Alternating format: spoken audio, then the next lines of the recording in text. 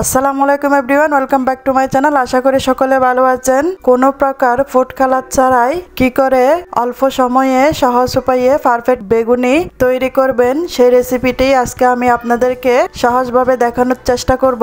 তো আমি কি করে এই পারফেক্ট বেগুনি রেসিপিটা তৈরি করেছি সেটি জানতে হলে পুরো ভিডিওটি না টেনে দেখতে হবে। তো একটি লাইক দিয়ে ভিডিওটি শুরু করা যাক। বেগুনের জন্য যে বেগুনটি আপনারা নেবেন সেই বেগুন কাটার আগেই কিন্তু ভালো করে ধুয়ে নেবেন এবং ধুয়ে নেওয়ার পর আমি এখানে দুই রকম শেপে বেগুনটা কেটে নিয়েছি। একটা গোল শেপ, একটা এরকম এক সাইজ করে কেটে নিয়েছি। তো বেশি পাতলাও না বেশি মোটাও না, ঠিক এভাবে আমি কেটেছি।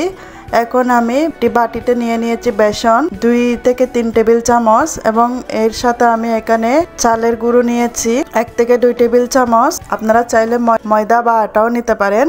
এখানে আমি লাল মরিচের গুঁড়ো নিয়েছি 1 থেকে 2 চা চামচ, হলুদ নিয়েছি 1 থেকে 2 চা চামচ, ঘরে থাকা গরম মশলার গুঁড়ো নিয়েছি 1 থেকে 2 চা চামচ এবং লবণ দিয়ে দিয়েছি 1 চা চামচ, বেকিং পাউডার দিয়েছি 1 চা চামচ। এখন এখানে আমি ঠান্ডা পানি দিয়ে দিয়েছি 1/2 কাপ পরিমাণ এবং এটাকে আমি ভালো করে চামচ দিয়ে এভাবে নেড়ে ছেড়ে একটা পেস্ট তৈরি করেছি। এখানে পানির পরিমাপটা ঠিকভাবে বোঝা যায় না, তাই অল্প অল্প করে পানি দিয়ে এই পেস্টটাকে তৈরি করবেন। এটা এরকম ঘনও না পাতলাও না, এভাবে পেস্টটা তৈরি করেছি। এখন আমি কড়াইতে তেল নিয়ে নিয়েছি, তেলটা একদম ভালো করে গরম করে নিতে হবে।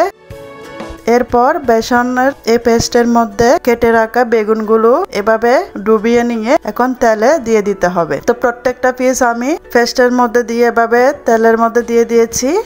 তো এক পাশ যখন লাল করে ভেজে নেওয়া হয়ে যাবে তখন অন্য পাশ উল্টে পাল্টে দিতে হবে। এভাবে 2 পাশ উল্টে পাল্টে নিয়ে বেগুনিগুলোকে ভেজে নিতে হবে। চুলা মিডিয়াম লো আছে জ্বলবে, না হলে বেগুনিটা পুড়ে যেতে পারে। তো এভাবে হালকা লাল কালারের যখন হয়ে যাবে তখন আমি সবগুলো বেগুনি তেলের থেকে এভাবে তুলে নেব।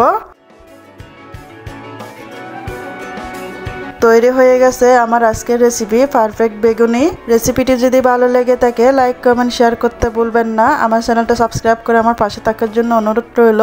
আমার নতুন ভিডিও পাওয়ার জন্য পাশে থাকা বেল আইকনটি বাজিয়ে দিয়ে যাবেন। এতক্ষণ আমার সাথে থাকার জন্য আপনাদের সবাইকে ধন্যবাদ। আল্লাহ হাফেজ।